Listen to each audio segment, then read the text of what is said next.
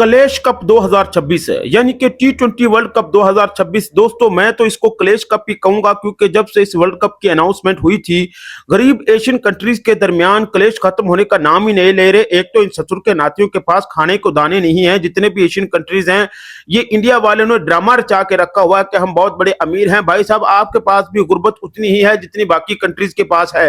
ये क्लैशेस इतने अच्छे नहीं लगते। बांग्लादेश और पाकिस्तान के पास भी जारी सी बात है, गरीबी ही गरीबी है, लेकिन इन कंट्रीज के नखरे ही खत्म होने को नहीं आ रहे।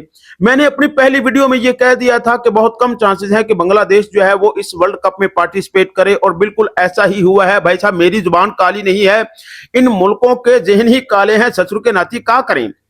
बांग्लादेशी क्रिकेट बोर्ड के डायरेक्टर अजहरुल इस्लाम ने अनाउंस कर दिया है कि हम इस वर्ल्ड कप में भारत में पार्टिसिपेट नहीं करेंगे। हम पार्टिसिपेट करना चाहते हैं, लेकिन भारत की तरफ से कोई ऐसा मैच्योर बिहेवियर हमारे साथ नहीं किया गया कि हम इसमें अपनी पॉलिसी को रिव्यू करें। उन्होंने कहा कि हमारे खिलाड़ी 24 आवर बंकर में नहीं रह सकते, क्योंकि वहां पे अंधभक्त तलवारें लेके फिर रहे हैं। किसी भी वक्त वहां पे काट मार कर सकते हैं, कंपनी मूवी चालू कर सकते हैं। उन्होंने कहा कि नो डाउट के मुस्तफिजुर रहमान को आईपीएल से निकाला गया है, बजाय हमें एतमाद में लेने के हमने ये डिसीजन लिया, लेकिन हमारी आवाम के प्रेशर के पेश नजरिया हम आपके बोर्ड और आपके खिलाड़ी की रिस्पेक्ट करते हैं, लेकिन हमारे भोसड़ी वाले जो अंधभक्त हैं वो किसी सूरत बैठने को तैयार नहीं है। ससुर के नातियों ने तलवारें और चाकू उठाकर हर तरफ तमाशा खड़ा कर रखा है, जिसकी वजह से हम आपके खिलाड़ी को बाहिफाजत आपके मुल्क में वापस भेज रहे हैं। इसको खाना शाना खिलाड़िए, वहां पे अच्छा सिनेमा दिखाइए। जहां पे कुछ ऐसी बयानबाजी और डायलॉगबाजी कर देते तो हो सकता था कि हमारा एतमाद बहाल हो जाता। तो ये देखने में आया कि अक्षय कुमार जो है वो मुस्तफिजुर रहमान की इंसल्ट पर मूवी बनाने जा रहे हैं। तो इस तरह के रवैये जो है वो हमें मजबूर कर दिया कि बीसीसीआई इस मामले में हमारे साथ रिस्पॉन्सिबल नहीं था। जब अजहरुल इस्लाम से पूछा गया कि आपकी क्रिकेट को नुकसान पहुंचेगा, तो उन्होंने कहा भोसड़ी वाले, हमारी क्रिकेट को नुकसान पहुंचेगा तो जो हमारी सम्मान और रिस्पेक्ट को जो नुकसान पहुंचेगा उसका कौन जिम्मेदार होगा, ससुर के नाती। तो इस तरह उन्होंने सहाफी को यह जवाब दिया कि अगर इस सारे मामले, इस सारी सूरत हाल के पेश नजर हम इंडिया में जाते हैं खेलने के लिए, तो उल्टा हमारी इंसल्ट होगी। सारे क्रिकेट बोर्ड जो हैं वो साउथ इंडियन मूवीज देखते हैं। साउथ इंडियन मूवीज देख देख के सारे क्रिकेट बोर्ड के दिमाग हुए पड़े हैं खराब। लिहाजा कोई भी क्रिकेट बोर्ड इस चीज को देखने के लिए तैयार नहीं है, अपनी विचारधारा पे गौर करने को तैयार नहीं है। उधर से पीसीबी भी पूरा धुरंधर बना हुआ है, बीसीसीआई भी बॉर्डर 2 की रिलीज हो चुकी है, इस वजह से उधर भी देशभक्ति फुल हुई पड़ी है। बांग्लादेशी भी पूरे जाले बने पड़े हैं। आईसीसी बांग्लादेश की इस प्रेस कॉन्फ्रेंस के पेश नजर क्या कहता है वो तो बाद में पता चलेगा, लेकिन उधर से इंडियन मीडिया ससुर का नाती, अभी किसी भी ऑफिशियल अथॉरिटी ने कुछ कहा नहीं होता, वो अपनी तरफ से पहले ही अनाउंस करने शुरू कर देते हैं। एक तो इनका ये मीडिया भोसड़ी वाला मामला उतना बड़ा होता नहीं है, उससे बड़ा पहले क्लेश ये शुरू कर देते हैं।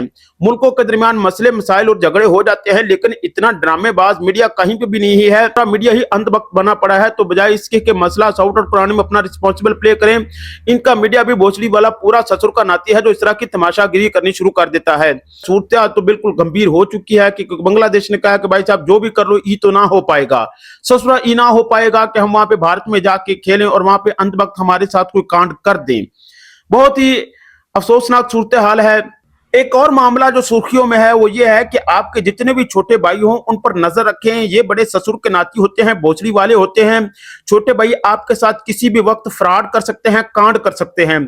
बिल्कुल लाहौर कलंदर के सीओ फवाद राणा साहब के साथ उनके छोटे भाइयों आतिफ राणा साहब और समीर राणा साहब जो बड़े ससुर के नाती थे, उन्होंने फ्रॉड कर दिया, कांड कर दिया। फवाद राणा साहब वहां पे ढोल पर झुमरे डालते रह गए, नाचते रह गए, जौली आदमी है, जिंदा दिल आदमी है। उन्हीं की वजह से हम लाहौर कलंदर को अपना फेवरेट कहते हैं, मानते हैं। उनके साथ उनके भोसड़ी वाले भाइयों ने, ससुर के नातियों ने अच्छा खासा फ्रॉड कर दिया।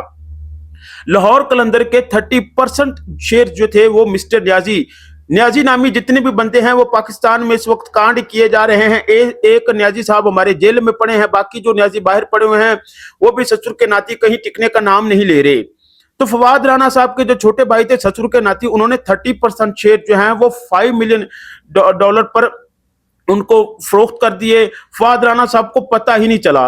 अभी जस्टिस बाकर साहब ने अपनी जजमेंट में बकायदा इनके छोटे भाई ससुर के नातियों को अच्छी खासी डांट पिलाई है कि ससुर के नाती तुमको शर्म नहीं आई, लिहाजा या तो 51% जो है 51% शेयर जो है वो फवाद राणा साहब को वापस करो, या उसके इवज जो है वो कुछ 3 अरब के करीब अमाउंट बनी है, वो उनको वापस की जाए। भाई साहब कलयुग ही हुआ पड़ा है, क्रिकेट कम और हर तरफ क्लेश ही क्लेश चल रहे हैं। छोटा भाई बड़े भाई के साथ क्लेश किए जा रहा है, उधर बांग्लादेश के साथ आईसीसी और बीसीसीआई क्लेश किए जा रहे हैं। तो ये जितने भी छोटे भाई होते हैं ससुर के नाती होते हैं।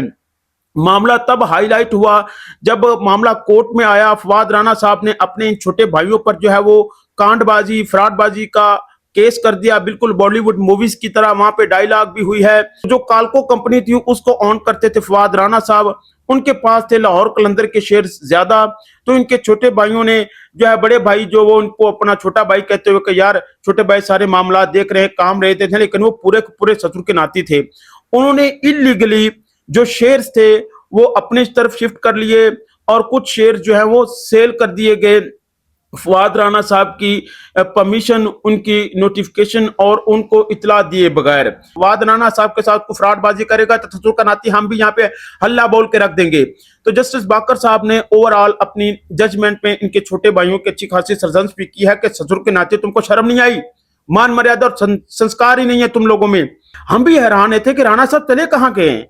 इनके छोटे भाई ससुर के नाती वो कहते थे कि वो तो हनीमून पे गए हुए हैं, वो भाई बाहर घूमने फिरने गए हुए हैं। अब पता चला फवाद राणा साहब को बैक स्टेज कर दिया गया था, उनके साथ फ्रॉड किया गया था। उनके पास जो मैक्सिमम शेयर्स थे लाहौर कलंदर के वो उनसे धोखे से हथिया लिए गए थे। एक तो ससुरा हमारे मुल्क में क्रिकेट बड़ी मुश्किल से चलती है, जो चलती है उसमें भी इस तरह के ससुर के नाती कांड हुए जा रहे हैं। शर्म आनी चाहिए थे, मुल्क का नाम खराब कर दिया इन दो ससुर के नातियों ने। इनको देश निकाला कर देना चाहिए। फवाद राणा साहब हम आपके साथ हैं। फवाद राणा साहब आई लव यू, आपकी वजह से लाहौर कलंदर को हम पसंद करते हैं और आपके पास 51 शेयर्स आ रहे हैं, लिहाजा आप बढ़िया तरीके से अपनी क्रिकेट में वापसी कीजिए। जेंसी किंग यानी कि किंग बाबर आजम भैया को फाइनली बीबीएल वालों ने हाथ जोड़कर माफी मांग करके भाई साहब हमारा पीछा छोड़ दीजिए, जान छोड़ दीजिए, हमारी हमसे गलती होगी, हमरे से बहुत बड़ा पाप हो गया जो हमने आपको बीबीएल में पार्टिसिपेट के लिए इधर 7 समुद्र पार ऑस्ट्रेलिया मंगवाया, इतने पैसे भर के। हमें जो घाटा हो चुका है हम उसको सह लेंगे, लेकिन हमारे जो अगले 2 मैचेस होने वाले हैं उनमें हम आपको नहीं सहल कर पाएंगे। सिडनी सिक्सर्स के अभी 2 मैचेस होने वाले थे और बाबर आजम को उन्होंने कह दिया कि भाई साहब आप अपने घर चले जाइए, आपके घर वाले आपको याद कर रहे हैं, आपके पाकिस्तानी आपको मिसिंग कर रहे हैं, जबकि हम इनको बिल्कुल नहीं मिस कर रहे। इनको वहीं पे रखा जाता तो बहुत ही बढ़िया था। हमारी तो बर्दाश्त से बाहर हुए पड़े हैं कि 11 इनिंग्स में भाई साहब ने बीबीएल में सिर्फ 202 रन बनाए हैं, मर मर के 2 50 की थी, 103 का स्ट्राइक रेट। और किंग कहा जा रहा है जी इनको, हमारे कोई किंग नहीं है। कोई भी भारतीय भाई या कोई भी पूरी दुनिया से पुरुष अभी ये सुन रहा है तो भाई ये हमारे किंग नहीं है। कुछ हमारे ससुर के नाती इनकी इस गंदी परफॉर्मेंस के बावजूद इनको दीवानावार सपोर्ट किए जा रहे हैं, वो जिन्हें मरीज हैं। देखिए हम भी क्रिकेट कुछ का खिलाड़ियों का एहतराम करते हैं, सम्मान करते हैं, लेकिन भाई साहब ने हमारे इमोशंस का अत्याचार करके रखा हुआ है। अभी इनको बहाना मिल गया कि मैंने वर्ल्ड कप में जो ट्रेनिंग कैंप लगा हुआ है ससुर का नाती उसमें पार्टिसिपेट करना है।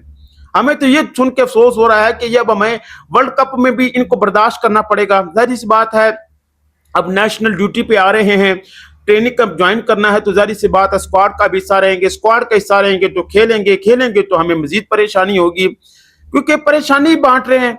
आए रोज इनके नए वखरे किस्म के रिकॉर्ड पता नहीं कहां से आ सकते हैं। भाई साहब परफॉर्मेंस कहां है? रिकॉर्ड का हमने क्या करना है? अचार बनाना है ससुर का नाती, कोई मैच विनिंग परफॉर्मेंस हो। तो ओवरऑल भाई साहब बीबीएल से उनको फाइनली वापस भेज दिया जा रहा है, वापस ही भेजा है। उन्होंने कहा भाई साहब चले जाइए, हम महाराज इतना नुकसान कर चुके हम मजीद नहीं सहल कर सकते।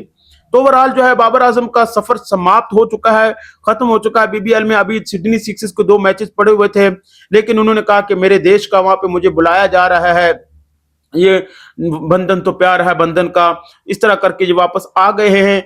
लेकिन इंतहाई फ्लॉप शॉप था, बुरी परफॉर्मेंस। इनसे ये एक्सपेक्ट नहीं कर सकते थे कि कम से कम 1 सेंचुरी तो होनी चाहिए थी, कुछ मैच विनिंग परफॉर्मेंसेस होनी चाहिए थी, लेकिन बदकिस्मती से अच्छा कुछ भी नहीं मिला। हम ये उम्मीद करते हैं कि ये इनके लिए एक लेसन साबित होगा। अपनी गलतियों पर गौर करें, कहां कहां पे इश्यूज आ रहे हैं, थोड़ा सा ऑफेंसिव और अटैकिंग स्टाइल में आए। इतना डिफेंसिव होने की क्या जरूरत का है ससुर का नाती? तो हम उम्मीद करते हैं कि अगली किसी प्रीमियर लीग में ये बढ़िया किस्म का प्रदर्शन करके दिखाएं और अपना बढ़िया किस्म का कमबैक करें।